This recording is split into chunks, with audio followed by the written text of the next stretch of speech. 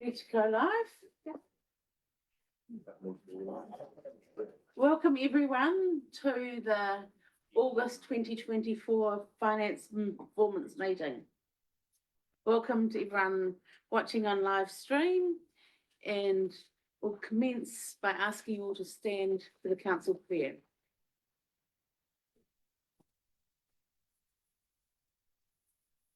Almighty God, as members of the Rangitikei District Council, we give thanks for all the good things of our district and the advantages we enjoy.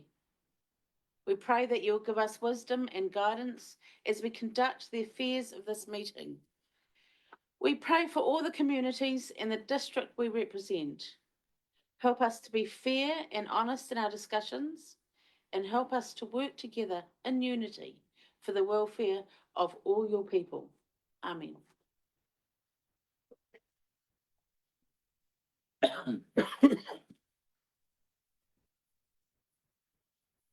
We don't have any apologies this morning, and I haven't been notified of any public forum. Does anyone have any declarations of interest they'd like to declare now? If not, you know what the normal procedure is.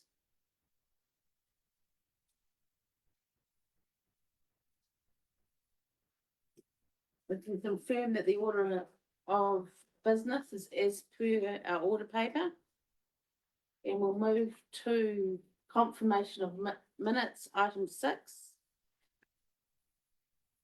Call for any amendments or matters arising.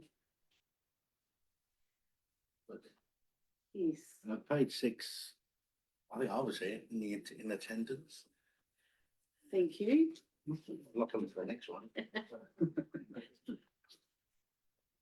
We'll record that, please. Page 7. Page 8. 9. 10. And 11. Anything else? Call for us mover and seconder for those minutes, please. Thank you, Councillor Loudon. Thank you, Councillor Sharland. Item number 7 is the follow-up items from the previous meetings. This is a different vote on those minutes. Oh, thank you. All those in favour to the minutes, we'll try and get this right. And moving on. Follow-up items. Is there anything that anyone would like to discuss around those follow-up items? Page 13.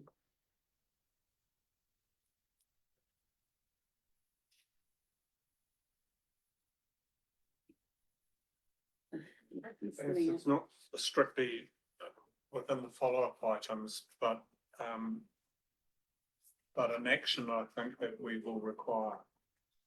And I wonder if it's signalling it here as a potential one. Within the Taipei West slide, whether we can check with QV whether those valuations are correct. When we're looking at property valuations, some of that's tied up with current follow-up actions. The reason I say that is because those properties, people are now finding they can't get insurance and existing insurers. So the market has been incredibly flat there recently. And I'd just be interested. So what we're saying, those in the slip West type site area has yeah. So whether that been recognised in the current CVs. correct. Mhm. I'm not sure how you deal with Yeah. that, but I'll leave that thought sitting with the chair. Through you, Madam Chair, there is an item on the council meeting agenda, so yeah, it can be flagged back from that anyway. So there is something in the agenda later on. Brilliant. Okay, we can pick up the. Thank you, Councillor Wong. Could I just make a note, a comment? The market has picked up again, so we have got a number of sales in that area. So perhaps that will give a better indication of where we stand, because it was very flat for 3 or 4 years. Now the market has caught up, so Oh, we that'll have be some interesting. data to give us See what that further presents. information. Thank you. Okay, if there's nothing else, can I ask that the follow-up items be received? Thank you, councillor Carter, seconded councillor Maughan. All those in favour? Against? Carried.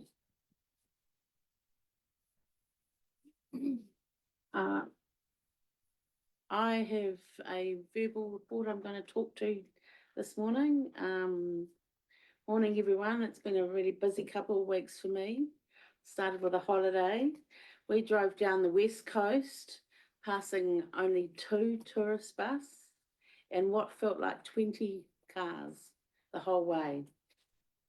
Then on to Wanaka, with its exponential growth in the last 15 years. Even Lake Hawea, what I considered quite a windy backwater, has now got huge new residential subdivisions. Both regions facing issues quite different from ours. Localism is important. I was privileged to attend the Super Local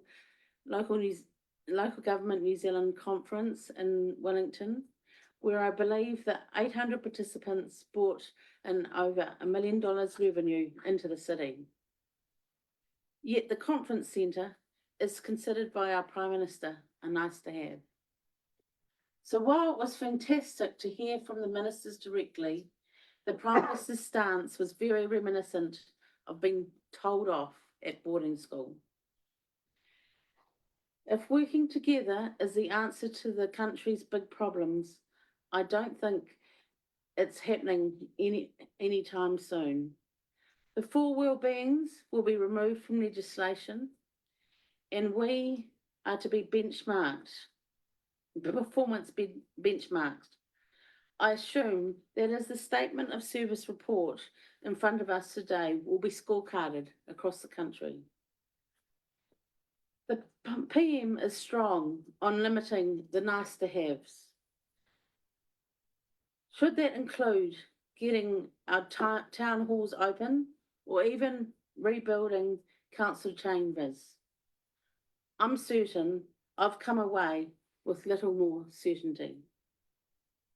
While I acknowledge it's still very challenging for a lot of people in our community and devastating for those relying on the mill in Tangiwai, it is really heartening to see the positivity here in Martin.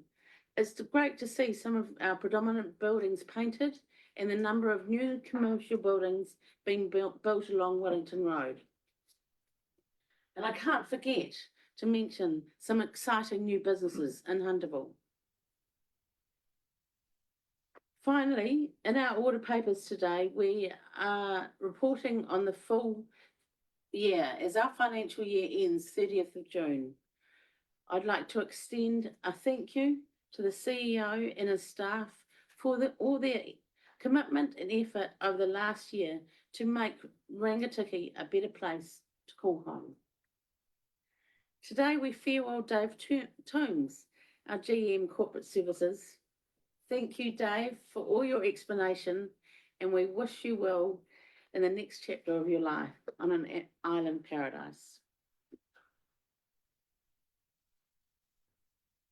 My apologies, my report on the conference will not be presented today, just through other commitments I've had since last week. But yeah, we'll take any questions. Thank you very much for the report. Presumably that can be added to the council agendas after this. I will make some similar comments in my mayor's report today around this, so I'll reserve those comments for later. Thank you. Awesome. Thanks, Katie. I'm happy to move a seconder. Thank you, councillor Carter. All those in favour? Carried. Reports for information. Item 9. Mr Toombs. Got Mr. Pendap, if that's okay.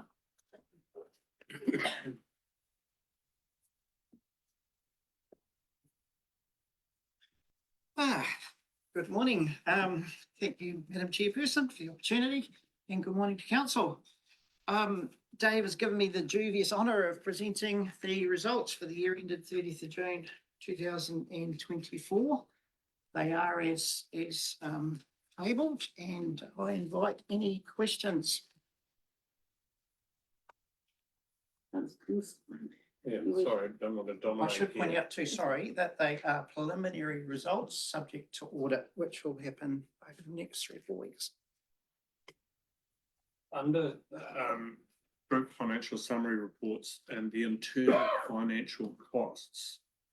And there's quite a bulky paragraph in there around what seems to be a disparity between business units around internal funding. Can you explain this a little bit more? Yep. Maybe I'm being financially illiterate here. Yes, no, I can. So what happens is the business unit cost centre is the recipient of all the internal financing recharge that we do that recognises that we borrow money to fund the other council activities. And as such, we show interest expense across all the finance activities, which is actually the recovery from the business unit cost centre of ultimately our external finance.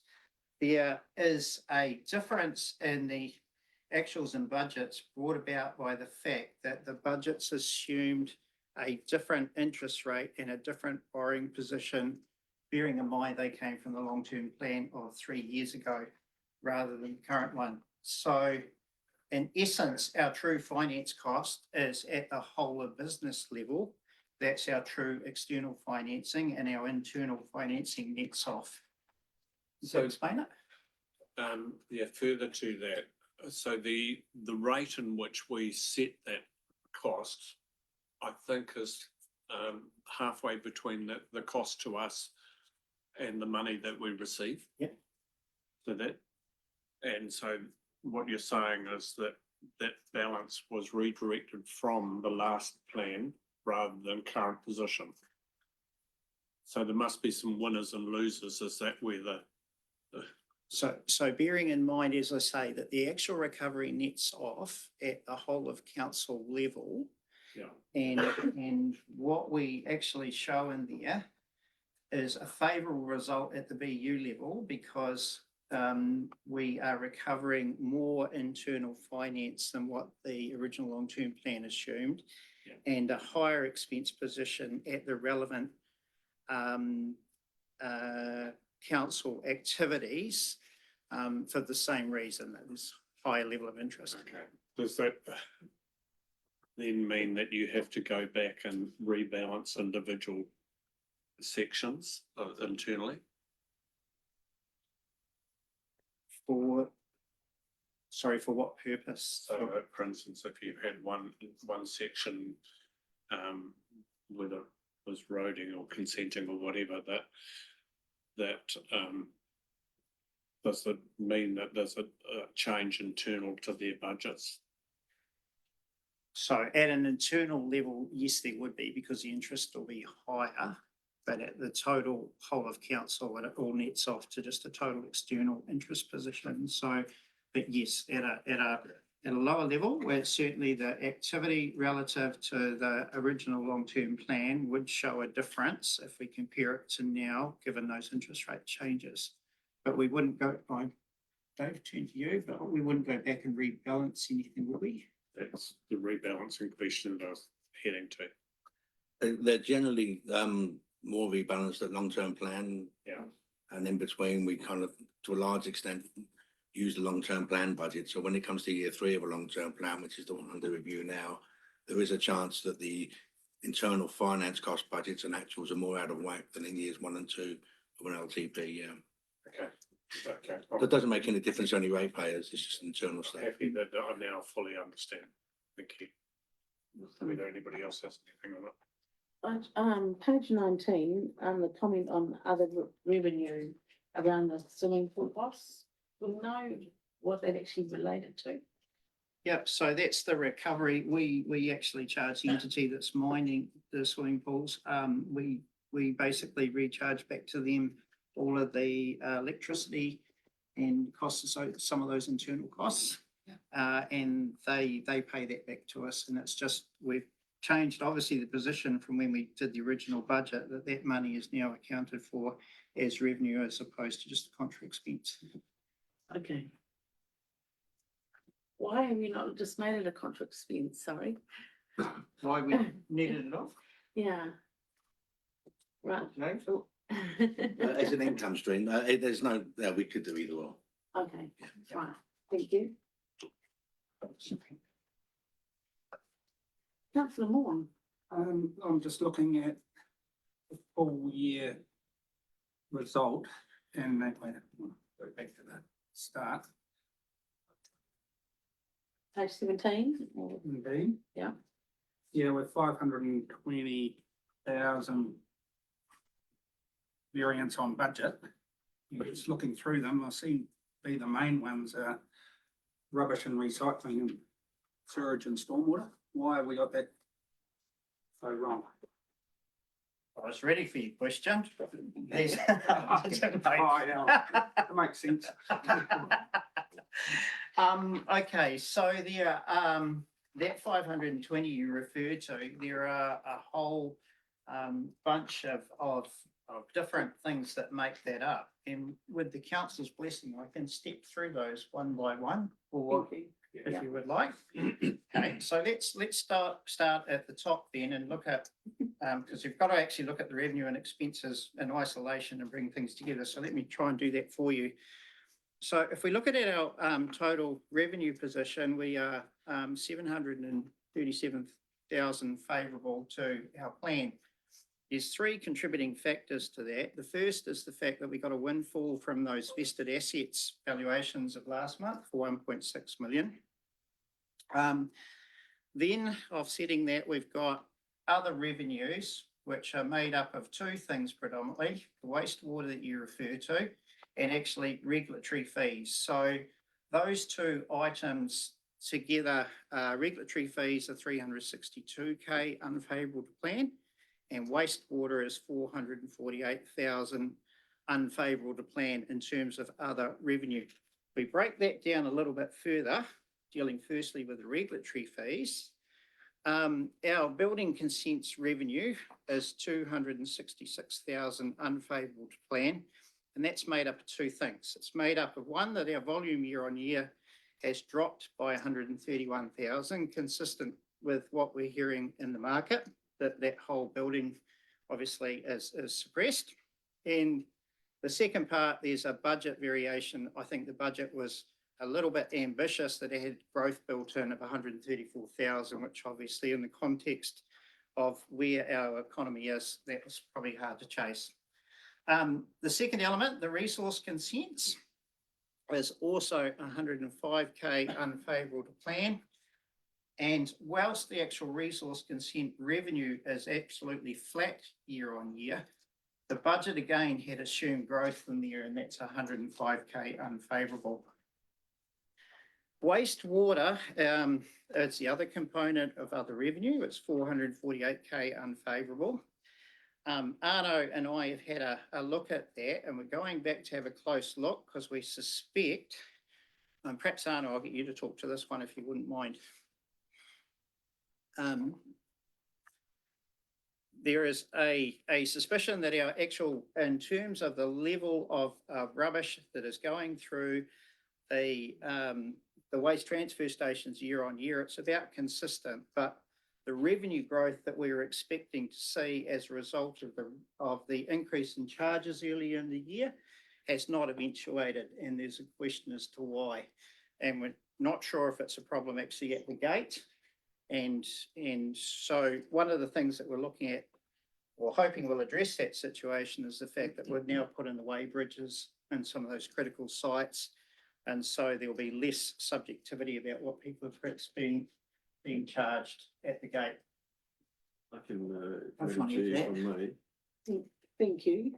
I can add some comment to that. Thank you. We've done a lot of work since our discussion with Warren. Just a quick correction. This is rubbish and recycling that we're talking about, not wastewater. So Oh, sorry, waste, yeah, yeah, sorry. you caught me off guard there. Wastewater. Sorry, apologies. So Michael. when we had a look in more detail, actually where the problem is, so the tonnage is about the same, although the revenue is less than what we expected, and we at first couldn't figure that out. When we had a detailed look at what we received, what's gone to Bonnie Glen, what we realized what actually happened is there was a massive jump in per ton rate last year. So what we passed as our fees and charges went up considerably from what we had previously. So this was July when we went to the contractors. They actually still had a historic sweeter deal with council. So they were about $105 a ton less than what the new rate was. They said to us they are happy to increase that, but we need to give them time to warn their customers that there's an enormous increase coming. So what we then did with them is we agreed we'll give them a 4-month period to get those letters out, get the customers ready. So from the 1st of January, we will charge on the new rate, which we did. So what we figured when we did all the calculations is it's catching up with where the rate actually is. This year, though, is different. The increase from where we were to the new increase was done on the 1st of July. Those letters went out before the 1st of July. So I would imagine that that rate will catch up until we are at full speed at the rate that we want right now. So that's really the driver is for that rate to go from what they were paying to what they were supposed to be. Excellent, thank you. Just quickly on that one, so when would you expect that catch up to be shown in these records? Are we talking this time next year before we would see a true picture of that? Will you get an indication that what you've indicated you think is the issue will be before that? Through you, Madam Chair, I would say this financial year should be perfect. We have to remember, though, it is connected to the tonnage. So if we get less tonnage, it'll show less revenue. I also think the fact that we've installed weigh bridges at all our transfer stations now will reduce a lot of waste coming from other parts of the region that are not generated in Rangitikei. And because our rate's so cheap, a lot of commercial guys come here. So I'm hoping actually the tonnage does come down. But we also have to remember that it'll be offset by our landfill charges at Bonnie Glen. So if we do show less, we should also show less expenditure. I have a question as well. So is the levy rates at Bonnie Glen, are they expected to continue increasing year on year? Is there any indication of that? Yes, absolutely. Those rates will only go one direction, and that's up, continuously up. And it's driven by a lot of central government policies and strategies to reduce waste, but that will just go up So how do we mitigate that? by putting our fees and charges up. And that's the idea. So what we want is the people that are producing the waste to start feeling the pinch and for them to consider other ways to deal with the waste rather than just sending it all to landfill. So the idea with the high price is really to put pressure on the people that are producing the waste. Yeah, first of all, great questions, Councillor, because I was going to go into some of this as well. But in terms of the waste, how has the Putorino waste that we have taken there been reflected in terms of our tonnages, or was that a completely separate deal? Because it's not only a tonnage component, which was significant, but it also alters the percentage recoverable in terms of recyclables. So I'm presuming and hoping that was totally a separate issue. I can Yeah, no, answer the that answer, question. thank you, Okay, yeah. I have to compliment Bonnie Glen. They worked with us on that very closely, and there was a separate project, completely ring fenced. It did not come off our allocation. Thank you. I just wanted to check that was the case. I presume that. I have a couple of Yes, other thank you. very minor one, but on page 21, community wellbeing. The lotteries commission application going in. Who did council approve the lotteries application going in? Or can individual departments of council put in their own applications? I imagine that it comes through, I don't think they all come through council, it'd be more. So I imagine that some are done directly. Because I think that is an issue that council needs to consider, how we handle that process. Because potentially you could have different sections of council applying for lotteries grants. And that then can potentially influence other grants that council may wish to apply for Or lotteries. they're moderated through that ELT group. Yeah, so I think I would like to see that process explained back to council and what council's role is in terms of prioritisation of that. Thank you. So relatively minor one, but in terms of the whole of council, what I think the report indicates is quite favourable. So I'm happy with the whole of council. And the only other one I was going to raise is in terms of this is the format. It's still going to be refined, but end of year report back on council's performance. We're also required to report back as a separate line around the number of and why of rate remissions and those sorts of grants. There's a separate line back around that to audit, isn't it? Yeah, we do maintain a rates remissions register. Yeah, so Certainly I can make that happen to the next agenda, yeah. so that will come back to signing off as part of council plan. Okay. Thank you. Councillor Loudon.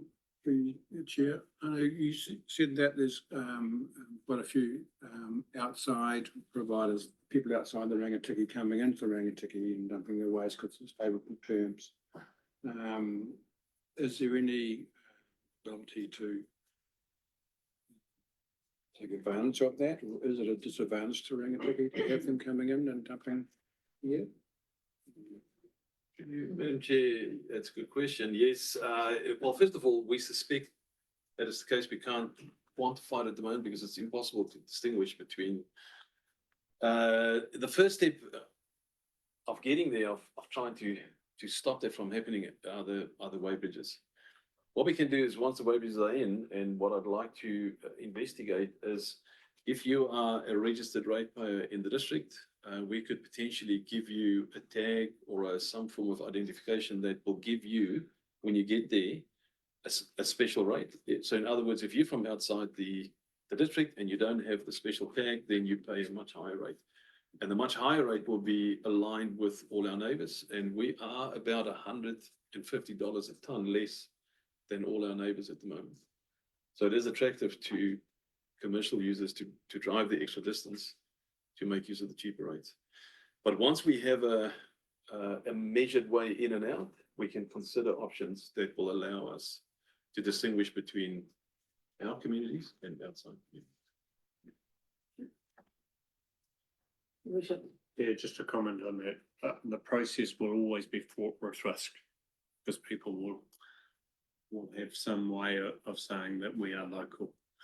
But essentially, this is also a business for us.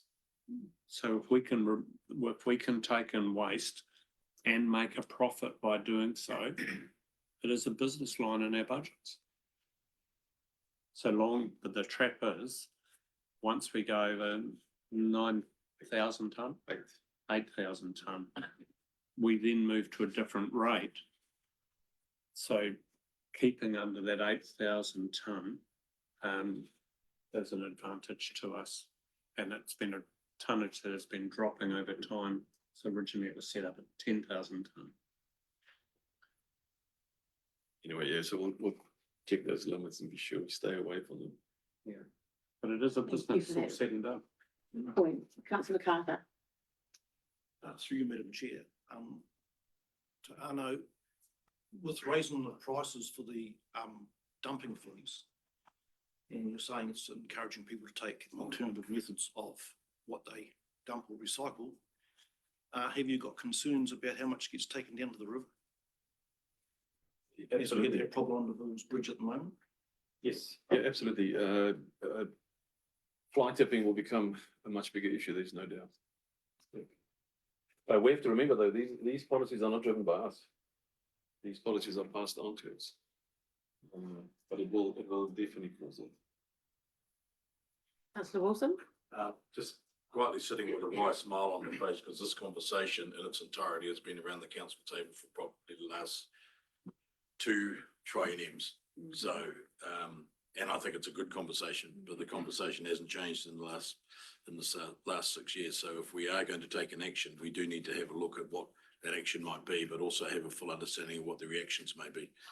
And so just saying, if we're going to do something, then we need to understand what the implications are of any actions that we may or may not take. Councillor Moore? Okay. Councillor Duncan had her hand up first. I think it harder. You know, ladies first. Thank you, Chair. Can I just ask for clarification? It's while we've been having this discussion, it's occurred to me that Raj is very much involved in this area. Have I got that right? And so for the last 2 years, we have been actively working on reducing our waste and looking at the quality of it and what we can reuse. Is that correct? That's correct. Yeah. Yes, and I might just add, Madam Chair, is the tonnage was on a steady increase until Raj came along. It's flat over the last 2 years. So although we haven't started reducing, we have not increased either. So it's a good step, and we both expect that the weighbridges will be a very handy tool to start managing that down. Councillor Moore? Just for the record and clarification, we've got a deficit in our budget. Where's that funded from? So I missed that question, the vote. You've got the deficit in the budget on our expenses and income from last year. Where is that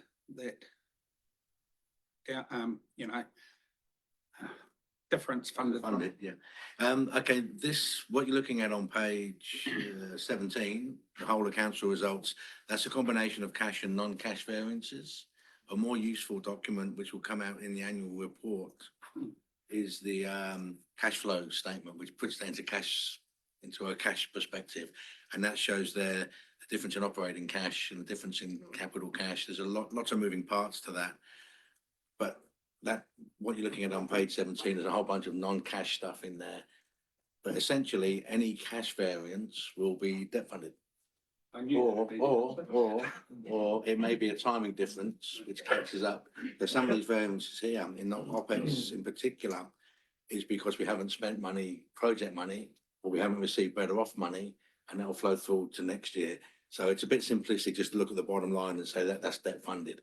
There's a whole bunch of moving parts in there that, as I say, once the annual report comes out, you look at it in the cash flow statement, that will show you the impact on debt there. Councillor Loudon? Just further to that, we have been in deficit for a number of years now. So is it an accumulative effect that will start to perpetual, right? Yes. Some of the deficit's been driven by non-cash stuff like depreciation, for example. So again, the accounting profit and loss account, it doesn't really give you a cash perspective of what's happening to the bank balance.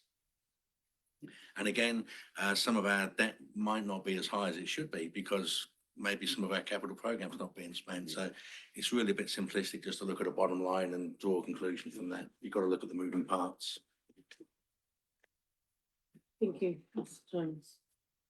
Okay, I'll move that this report is received, and seconder, please. Councillor Moore, thank you. All in favour? Against, carried.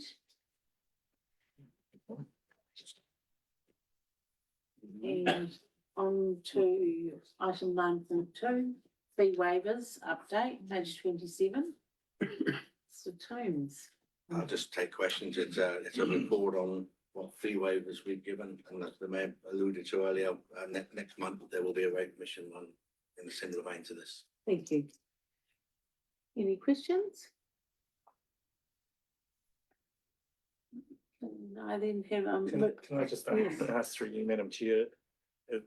This is new to me. Is this sort of the appropriate, is this what you would think was appropriate waivers that I've been doing? So this is supportive, effectively it's supporting the community. I'm not sure I'm allowed to say that anymore, but effectively this is investing in the community facilities. maybe. Councillor Wilson has a question. Well, no, just to answer that question, if I may, having a look at these are all district-wide and of a district benefit. So in that, I would have said that all of those being exercised within the CE's delegations are absolutely appropriate. Agree. Councillor Loudon, comment? I'd just like to say that community wellbeing is very important to this council, and I think that's a good reflection on community organisations that we can support. It's good feedback for me. You wish to comment? I totally agree with you, councillor. However, that is not the Prime Minister's view. So when you talk about the removal of wellbeings, this is the stuff that you're talking. It becomes an absurdity because councils should always and will continue to be in this space. Chair, I would like to suggest that we as a council should not be stopping from using the word wellbeings in this space. It's our choice to do so, and I believe we should do so. Chair, I wasn't trying to get into a preliminary argument. I was just wanting to know whether this was the sort of thing that you expected and whether it was appropriate, and I've got that feedback, so it's. Thank you. Thank you. So do we have a mover for receipt of the report? Move. Thank you, Councillor Wilson, seconded Councillor Carter. All those in favour? Against, carried. Item 9.3 is the Treasury and Debt Report. Any comments, Mr. Jones? It's a standard report. I think the contents, the format's going to be familiar with committee members, so I might just go straight to questions, if that's okay. Certainly. Who'd like to say? Yeah, the only thing from me in here is we're looking at this under current legislation. And so this legislation is a rapidly moving feast in terms of, first of all, in terms of LGFA's position, in terms of if you elect to set up a CCO, whether it is independent of other councils or as part of a collective, this position changes quite dramatically. And we need to start to understand how that would be reflected in terms, we can't continue just to have a blinkered view around what our current position is against projected. So, that will be, Mr. Toombs that won't be your job because you'll be in Kirkos or wherever that, in the middle of nowhere is probably the easy word. But we need to understand this. Yes. And we need to understand the implications moving forward. Yeah, I totally agree. Yeah, thank you. And we've been down that track to a certain extent before when the first version of the reforms was mooted. And it's quite straightforward for us to pull out the impacts of what the mayor's talking about because we do report all of our financial activity on a group by group basis. So we can see what the Three Waters removal of their income, expenditure and debt would mean to us in quite straightforward way. So would you imagine that a report along those lines coming to us imminently or? I think for 3 weeks' time it'd be. Whether it's next Okay. month or the month after, obviously someone's got to. I imagine it'll be on a list that you're leaving for someone. Thank you very much. I'll be able to get it done before it goes. Councillor Loudon, did you have something? No, I was going to Yeah. ask a question, but then I said, no, I won't ask Dan another question. Councillor Vaughan? I'm just seeing the last lot of debt on the 4th of June, the interest rate dropped, so hopefully that's a trend. And it's 5.5% hopefully going forward. current signs are that, but who knows, yeah.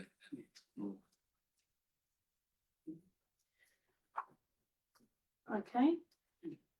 Can I hear, oh, sorry, yes. If I may, there was a workshop last month where the treasury specialist visited us. And he was talking about his experience within the sector, within the country, and how he was able to bring other councils' weighted average cost of capital from the 60s down to 4.75. And I think you can see from section 5.2 of this report that we are currently at that level where he was bringing other councils down too. So our weighted average cost of capital is by no means currently a cause for concern. We can certainly work on it and reduce it, but we're not by any means an outlier when it comes to that.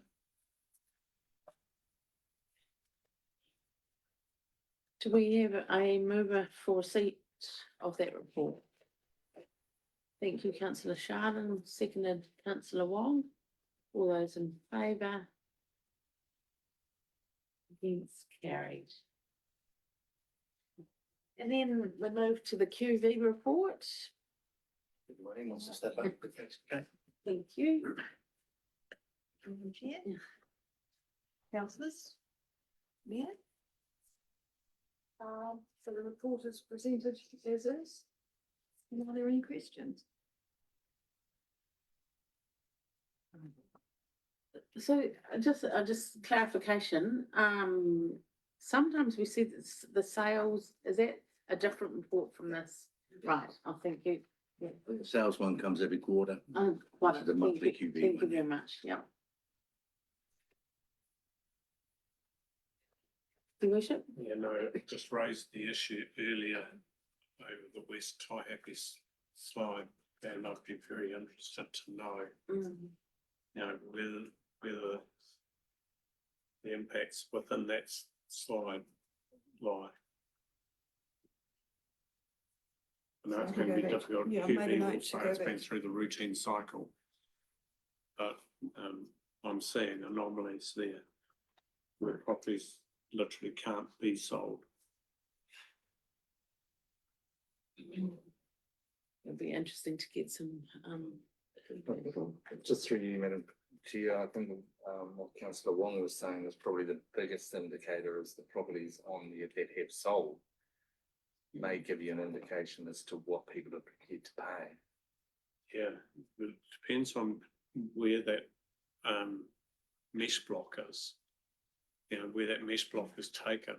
So if you take, for instance, all the properties that are on that side of the railway tracks, a whole lot of them will not be in this position. It's almost to me as though there needs to be a look at it as a separate mesh block in itself to understand it. That's where that's the point I'm trying to make too, is that the individual properties have been on that slip zone. That will be the best indicator. Yeah, but I'm not sure that they're being treated in isolation. No, they won't be. They won't be. Yeah, but if they're treated as a mesh block against the whole rest of Taihape, maybe a different position. You know, for instance, some of those property valuations within that site have increased quite dramatically. We've been relatively, I was looking at one the other day, that a property valuation that had sat there for years at around 170,000. And it has quite dramatically jumped to about 400,000 in the slip zone. so imagine there's very little we can do at this Yeah. part of the cycle, but Yes. making sure that QV are very aware of it going into our next revaluation. I think That's it's what I'm, probably the. that's where I'm wanting to head. sense, Yeah, that we Councillor Moore. recognise it as a separate zone in itself. I thought people could dispute their you certainly valuations can, through yeah. QV anyway, if they wanted to. And that area will be designated and that designation will be recognised in those valuations, but we're just wanting to have that checked. But for instance, if you're sorry, through you, Yeah. Madam Chair, if you're disputing it and the comparison is against properties outside of the zone, it may well come back and say this is the average rise. But what I'm saying is within the zone, it may be a very different story. Councillor Wilson? Just coming back to the report here and listening to a comment that was made by Mr. Pedley earlier regarding the income streams from regulatory activity, i.e. consents. So building consent and things are down. So what adjustments, if any, have been made when you've done your line by line looking at budgets for next year with regards to that issue, which was arose earlier about has that been looked at? Has it been addressed? Or is that something that, where's that been factored? Perhaps I can just make a comment to that, is that predicting some of those income streams is almost impossible. But every year it has gone over and to give the council credit, you always challenge that whenever it comes up to an annual plan or a long-term plan as well. But actually what transpires on the grounds to what estimates we make will never correspond. And Johan, I think even last time, was talking about he tries to balance that with putting the work out over and above to a consultant or a contractor, so that we have what is the base load level that he budgets for, and then we control the rest by. Through your chair, if I may, never going to be 100% accurate, but has there been some consideration given to it, or we just heard in that cost system that we've had a look at that to make our best guesstimate, address it where we possibly could be, given the current conditions? Yep. Cool. Just to emphasise something that the chief said, a lot of the revenue, budgeted revenue, we're saying will be met by contractor costs. So if the revenue doesn't arise, the associated cost doesn't arise either. So revenue and cost can offset each other to a large extent. Councillor Duncan? Thank you. Just bringing it back to a community level, this business with QV and people's ability to object to their rates rises, well, actually to their valuation rise, it's actually a relatively short window, and it's often not until they receive their actual first rates demand that they realise the implications of the increase in their property value. So initially they think, oh, well, actually my house is worth more, that's great, I can sell it for more, and then they get slammed with this big bill. And in the meantime, the window of objection has closed. And that's why we get this sort of trickle-on effect of people suddenly going, hang on a minute, I can't afford this.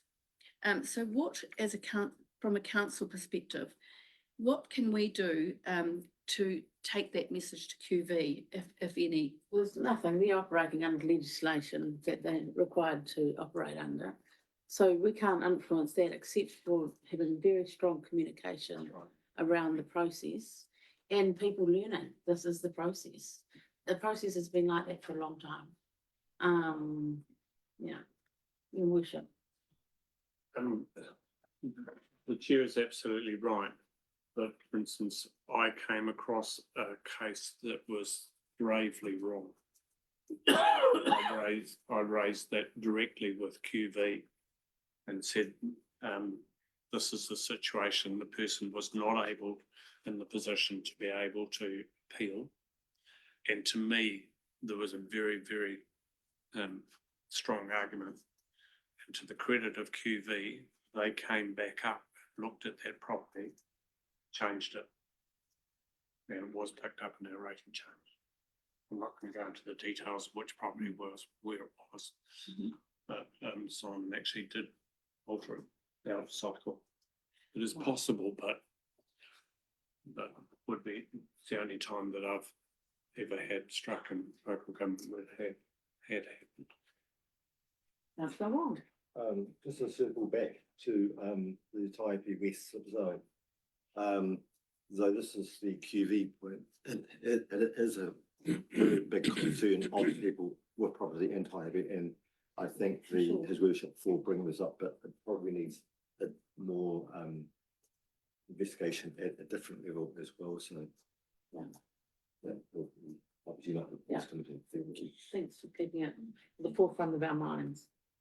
Councillor Loudon. It just raises a couple of issues for me. The Taipi West slip zone, for example, QV is based on land and improvements, the value. The land is Yeah. possibly worthless, being in the slip zone.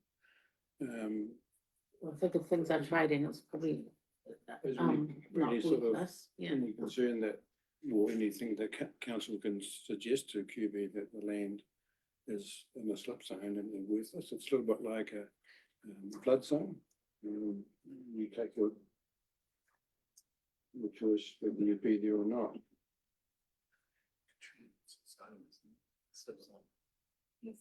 So that's identified on the plan, so they're aware of it. Yeah, but the land value for example, could be challenged in the QV.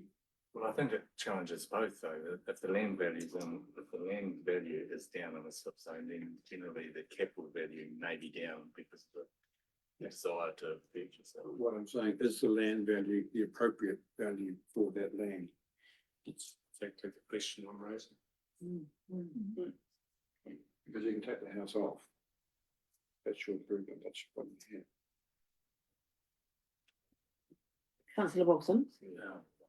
I think, councillor Duncan has raised a good point, and the rest of the questions around the Taibi slip zone, that is really QV's role to be doing that. I have no doubt that QV are well aware of the status of all lands in our area. We do need to remember that QV doesn't come up in a car and drive around every individual property. It's largely a desktop type scenario, and it can be challenged. And I think Councillor Duncan's got a very good point, that if we can be involved in it from an educational point of view, that when those first valuations come out, if we through our comms can let people know that your valuations are out and these valuations do form part of your rating assessment, then that is the role that council could play, and it would be open and transparent to let people know that that does form part of their rating assessment, because I think Councillor Duncan is right, and a lot of people may not be aware of that. That is the one thing that we can control. What QV does in their space regarding lands is how we've got our lands and things rated within our, or declared in our district plan. So I don't know that it's a space that we can be stepping into. We'll just go to your worship first. It's an interesting conversation, and there are different levels here, and where council's held to account and properly. So first of all, we have put out comms. That has been routine. Whether they have been effective and efficient enough is another question, but we do put it out. In terms of the West Taihape slide, first of all, there is a zoning that we have put in place. Can we change that zoning? In my opinion, no. Now you could take it back to council. Council staff will come back and say, inevitably, the zone shouldn't change. And at the very least, there would be scientific and expert evidence that we've sought before that says it is an appropriate zone. So that is one of the issues, but we get the blame because of the zone. The second issue is the one of insurance. Because it's in that zone, the insurance companies have said, we're no longer really interested in insuring it. And so new people purchasing a property can't get it.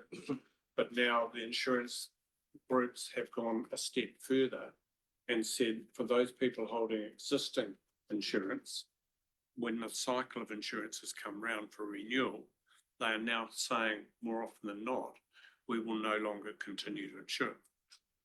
However, even if the zone changed, that probably would not change the position of the insurance councils. So there's a whole lot of things battling here. And then there are those properties that have been paid out by EQC because of damage or movement of their land. And then people have elected to continue to occupy them. And those properties can only ever be paid out once. And so sometimes there's absolutely a buyer beware status in this process as well. It's a complex place. Yeah, and the buyer will reflect in what people pay for these properties will be reflected in the capital values at the end of the day. Mr. Toombs, sorry. Thank you. Just continuing that theme, yes, ratepayers are advised of their QV increase, March, April, May, before the financial year in which they kick in. But when they see their valuation increase in isolation. It doesn't tell them how relative that is to the rest of the district. What we do is we actually load all of the initial valuations into a database. We put some notional rates increases in there, so all ratepayers can go on and put their address in and see a notional and indicative rate increase for the following year. We do all that, we put the comms out, but we can't make people go on and do that. Typically what happens is a large percentage wait for the first rates increase, notice, and then go, wow, I didn't see that coming. Yeah. So we can do so much, but there is a bit of onus on the ratepayer to heed the comms and the advice and the tools we give them to go and see their own rate increase. Councillor Wilson, No, nothing. councillor Duncan. Thank you, Mr. Terms. It was very well explained, and I think another point that needs to be made is that probably up to a third of our ratepayers do not have the ability to go online and check their rating. However it's presented online, they just are not able to do that. And so I wonder once again if we should be a little bit old-fashioned and send out something on paper. Councillor, I just question in terms of, you know, cell phones now. A lot of people, I question that a third amount, but yeah, I think we should move on this. Yeah. So do we have a mover for that report that it be received? Thank you, Leanne. Seconder. Councillor Carter, thank you. All those in favour? Against? Carried.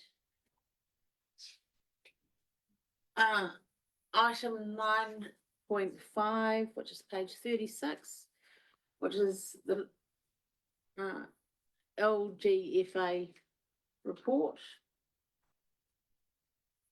Thank you. That's me again. So this is the quarterly report that the LGFA provided to council.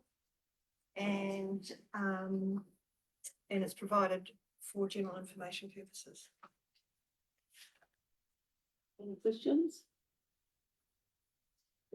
Just a very minor one. For instance, a question was asked at conference, and a very good question around where does LGFA get their money? And they get their money by issuing bonds. But I'm presuming that there are councils that actually buy those bonds as well. We have some councils that would be in that position. So it was a very interesting question that was raised. We have some very wealthy councils in New Zealand.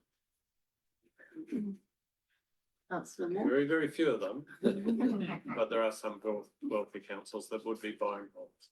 What I'm interested in is the council borrowing from LGFA in the March June quarter. It's just gone skyrocketing. So there's a lot of money being borrowed by councils through this forum.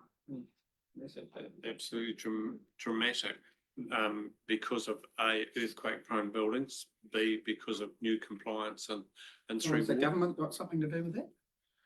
Has our central government got something to do with that? Possibly. Any other questions? Councillor Wilson? It's a detailed report and I haven't read it word for word verbatim, I can assure you of that. But when I was scrolling through it, I was looking and searching to find anything that resembled debt write-offs or anything like that in their report, and I couldn't see anything, which tells me they've gone along swimmingly. So do they not have any provision for debt or debt write-offs in their report? In this report or their annual report? Well, I was looking at this and I thought there might have been something in it, but I could be in the wrong report to see that. I'm not aware of any council that's defaulted on their LGFA. A couple are stretching the borrowing covenants and they'll be in discussions with LGFA about what to do with that. There are a couple of councils that have had their borrowing covenants extended for various reasons, mainly to do with free water related activity. But I'm not aware of any council that's defaulted or can't meet its. So LGFA, further to that, LGFA as a funding agency to councils has never had a default. I wouldn't say default as in councils. I'm not aware of any council that's not met its monthly interest payment or quarterly interest payment. A lot of councils don't pay debt, they roll it over. I'm not aware of any councillors defaulted any LGFA terms. Probably another conversation.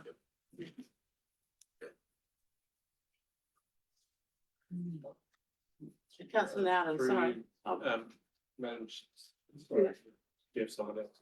and a comment from you, your wish. Through you, Madam Chair, the Chief Executive, was there a call down on Kaipara? I'm not aware there was any default. With the membership of LGFA supported Kaipara. That's the question.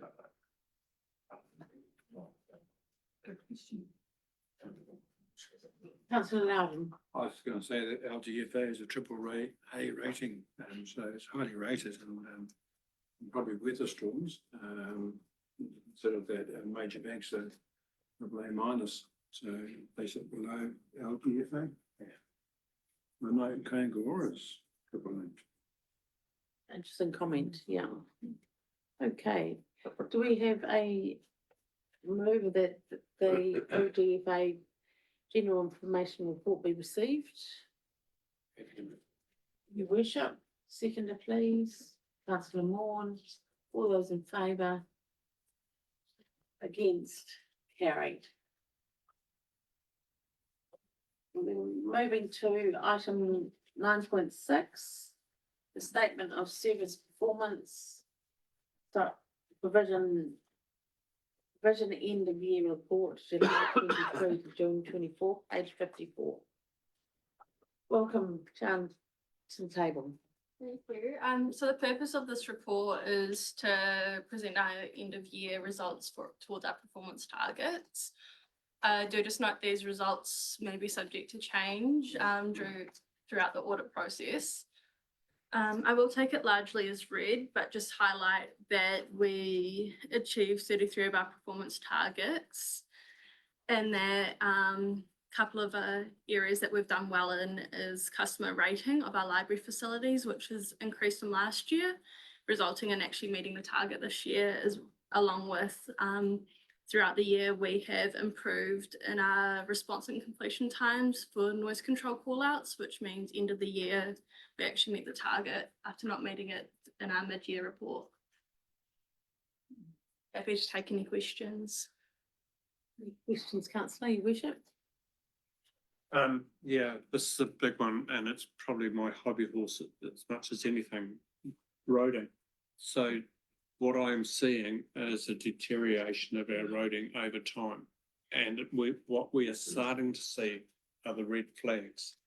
You know, and first of all, in terms of sealed network, if you go down to the reseal percentages, sitting now at a 3.7%.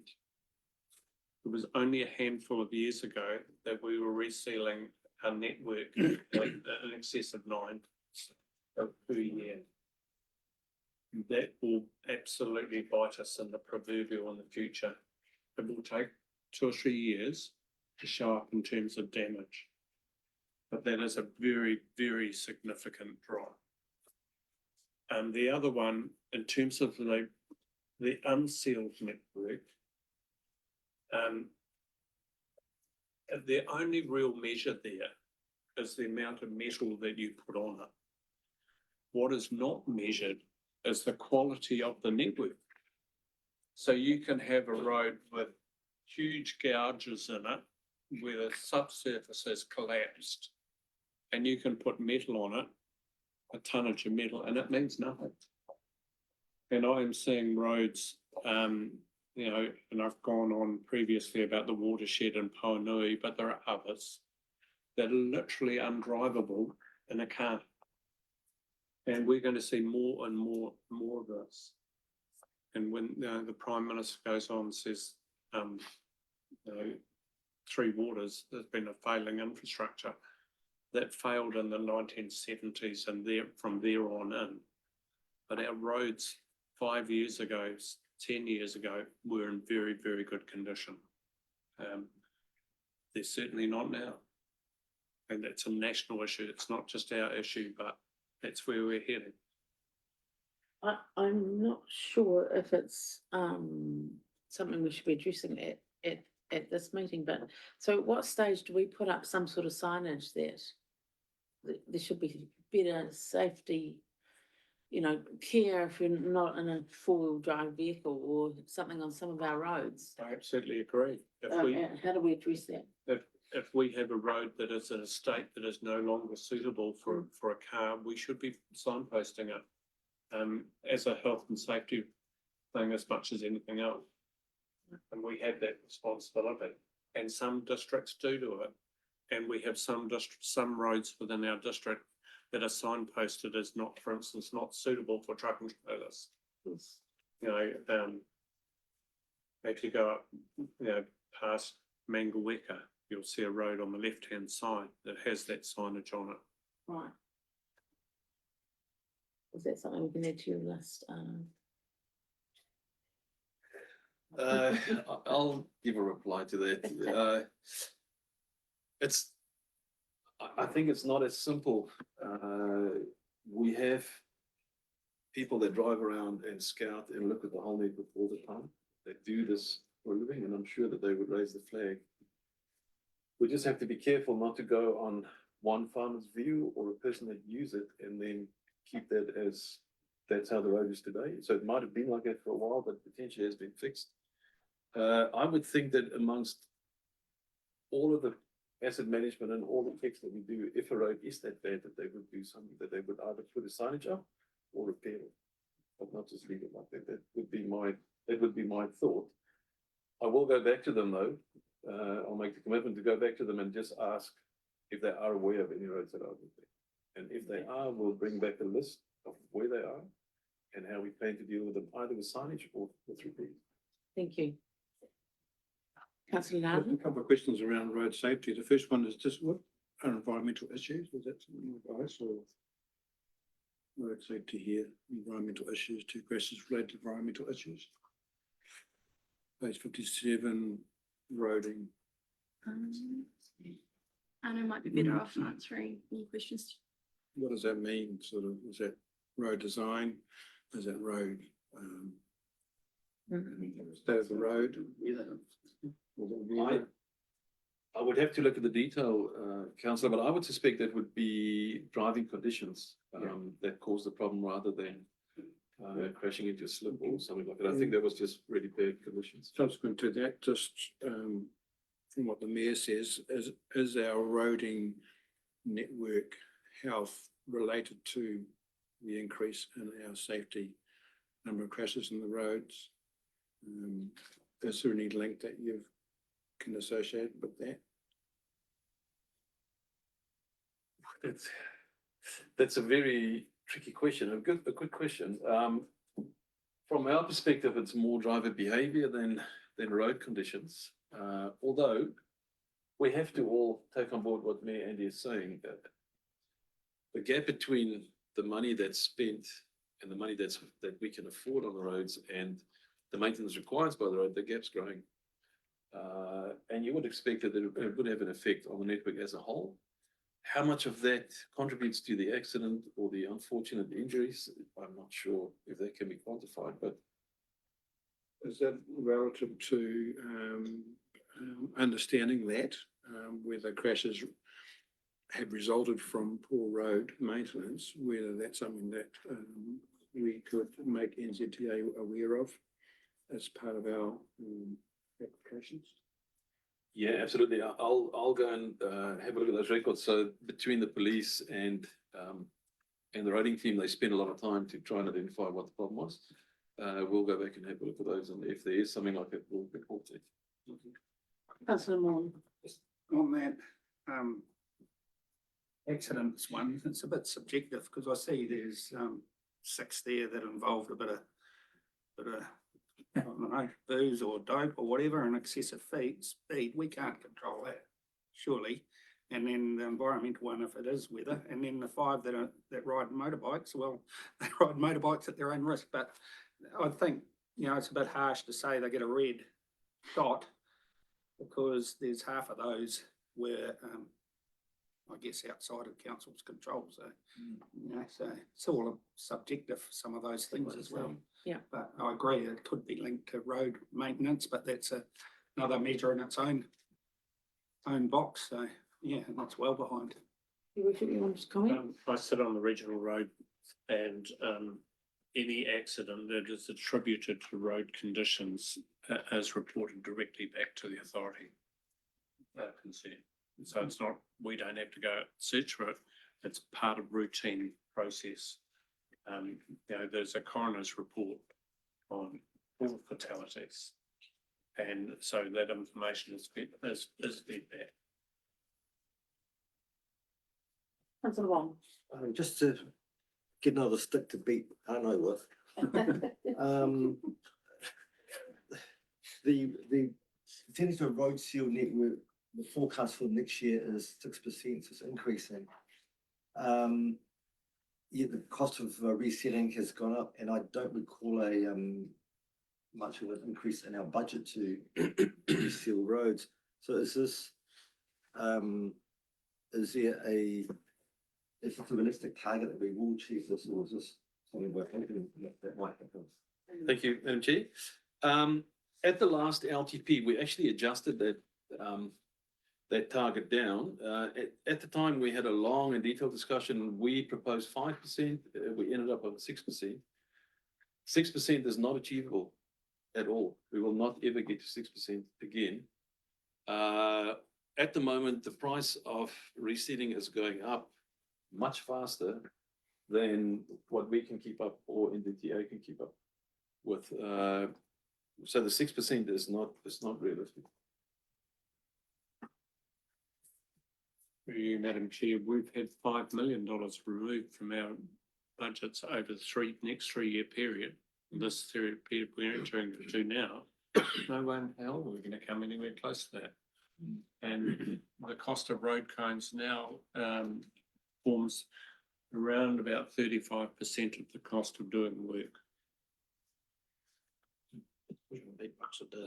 So our budget is not only being squeezed in terms of money, but the effectiveness of it is being squeezed by what we have to do in terms of safety management. Ian. I've just got a question around, you know, we've got this report and we've got the red light and the green light and the not measured. So what happens from next? Like, what's the next step? Is there actions that will come out of this?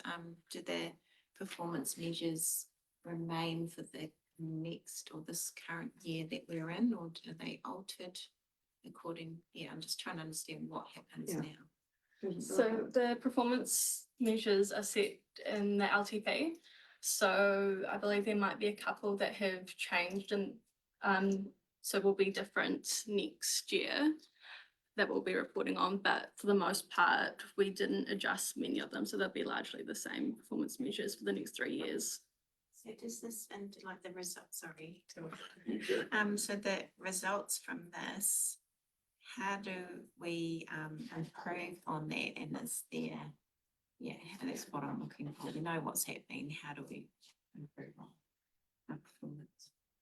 Yeah, I can probably provide some comment into that.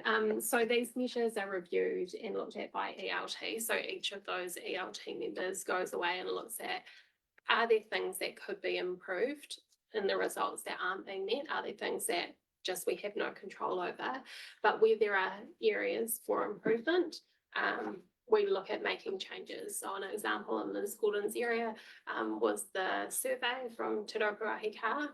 All of those measures were read this year. So she's working with other staff to look at, is that actually the right mechanism for getting the feedback? How do we get a better response rate?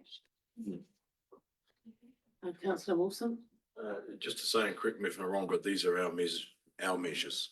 Okay, so we set the measures, or the council team set the measure for those targets to be met. But what's important here, if we are seeing some that are likely to never or ever be achievable because of things outside our control, then I think you're right, we should consider what those measures are. But I don't think that we should be using it as an excuse to to lessen our desired targets, to hide other things. But if we can't achieve them, because these things, and then one questions, why do we have them as a measure if they're not achievable? Or why do we have it to a level to reach an achievement that is never going to be achieved? So, but they are our measures, yeah. Your measures, yeah.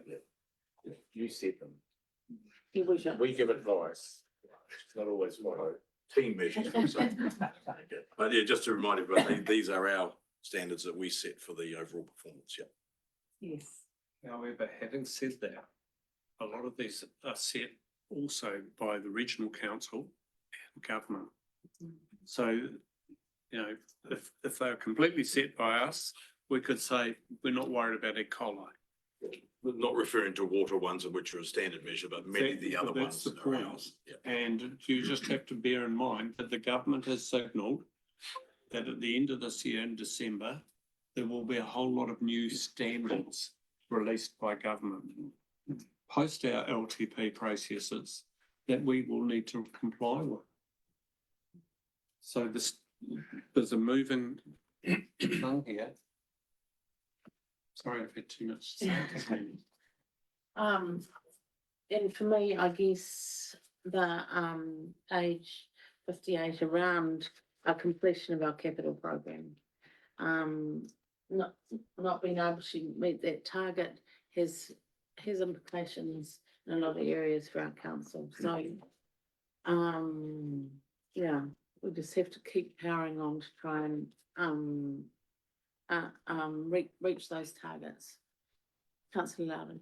Well, just page 58, the Maori responsiveness framework.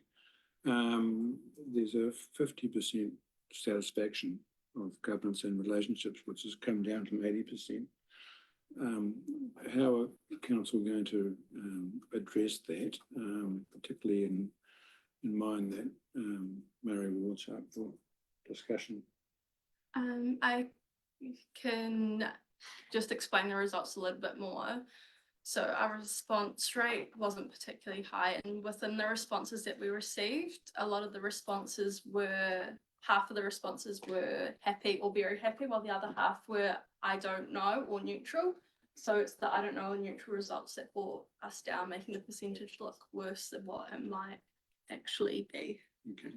Just through you, Madam Chair, that's what Katrina was talking about, working more closely to get that response. Yes, I understand that, but how are they going to do that? Like, there needs to be a conversation, I think, rather than a survey, yeah.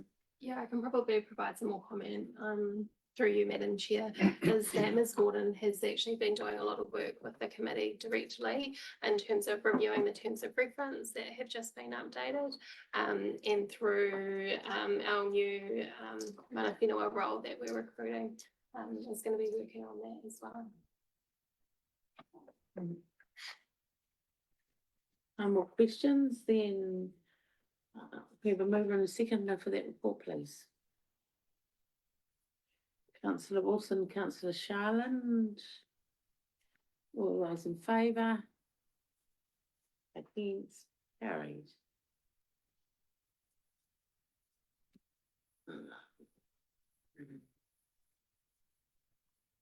Item 9.7, the public feedback and performance report for July 2024. Page 17. Who's talking to this one, please? Look, in the absence of Ms Prince or Ms Gordon, we're happy to take the report as read and answer any questions.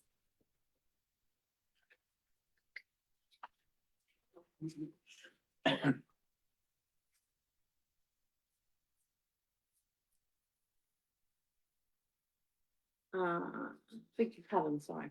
Happy to move receipt on. Thank you. Seconder. Moved Councillor Wilson, second Councillor Morn. Question, Councillor Morn? No? Just, is it, page 82? I just wondered, is that sentiment measure new, or has that been there? No, I just thought that was very positive,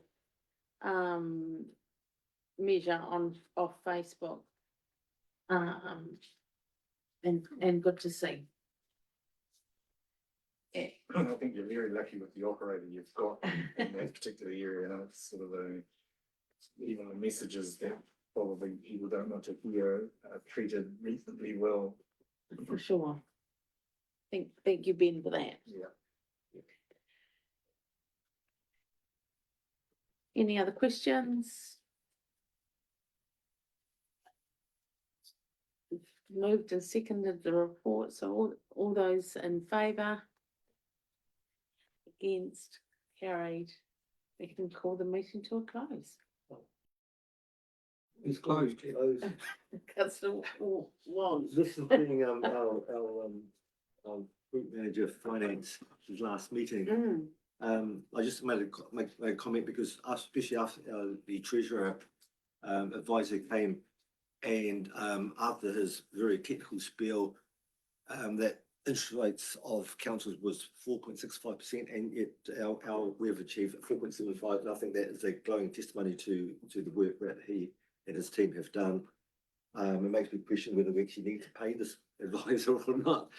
And further that, I think with the swap rates and things, any gain, short-term gain, he's perhaps that we would perhaps get in the short term would be offset by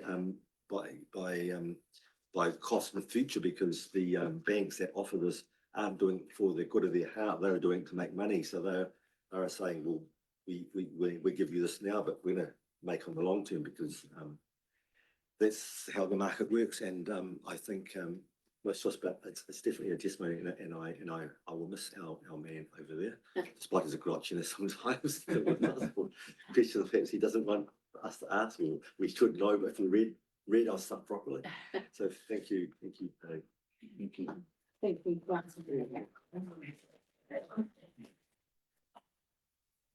And now we'll call the meeting closed.